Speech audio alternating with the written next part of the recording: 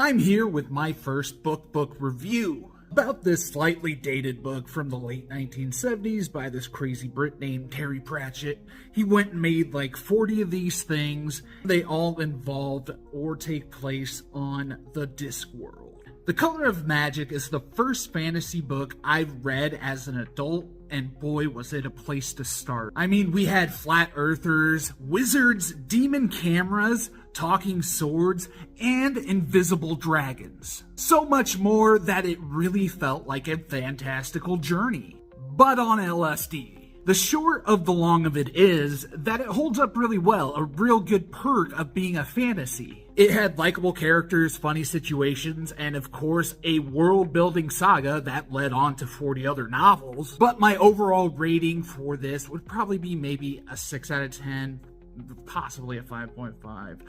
I don't want to rate it too high, especially as I'm starting to get back into books. So, let's go with the long of it. Rincewind is our goofy as heck main character, a wizard who failed out of wizarding school.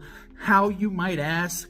Well, he read a spell book and it put the spell in his brain, and it's the only thing he can ever think about when it comes to magic, forcing him to not be able to do other magic.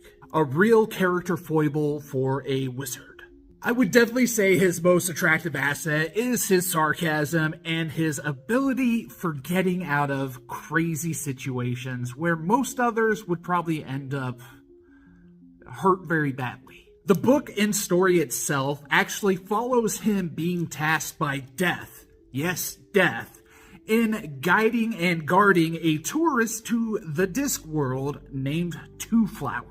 Two-Flower is like that oddball rich guy eccentric that just wants to look at all the pretty shiny stuff and see what it's all about. And even in the writing, as they often call him a tourist, I did not expect the live-action movie poster to have his character dressed up as a dude who's just out in Florida with a bucket hat and a Hawaiian tee, whilst in this fantasy medieval world. That point in itself led me down another rabbit hole where I couldn't feasibly possibly comprehend or think of a way they could make this live action or into a movie or series, at least especially back then, maybe more now, but it still hasn't been done. It's been attempted a couple of times, and we had The Color of Magic with Sean Astin as Two-Flower, and a very older fella, pretty famous in the UK, playing Rincewind. And that leads me to a game I want to play.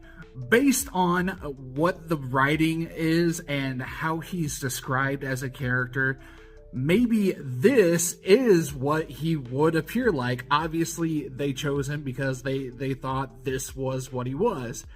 In my mind, it was more like how Frodo looked in the animated Lord of the Rings movie. But either way, they've attempted a movie, a couple of made-for-TV movies as well over the first few books. I get why it's a challenge. We've got tons of magical creatures of all different shapes and sizes, and of course, some invisible but visible dragons. But if we get back to it, there's a small handful of characters that keep the story interesting as to not just contain it to Rincewind and Two-Flower. The imaginary kingdom of the dragons was definitely a highlight of the book, but so was the edge of the world. It was written well enough that the epic craziness that you would have to visualize and imagine for this to be visually represented is what keeps you reading.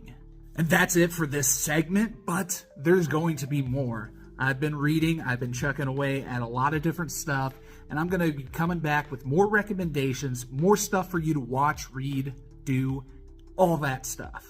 So I will catch you later.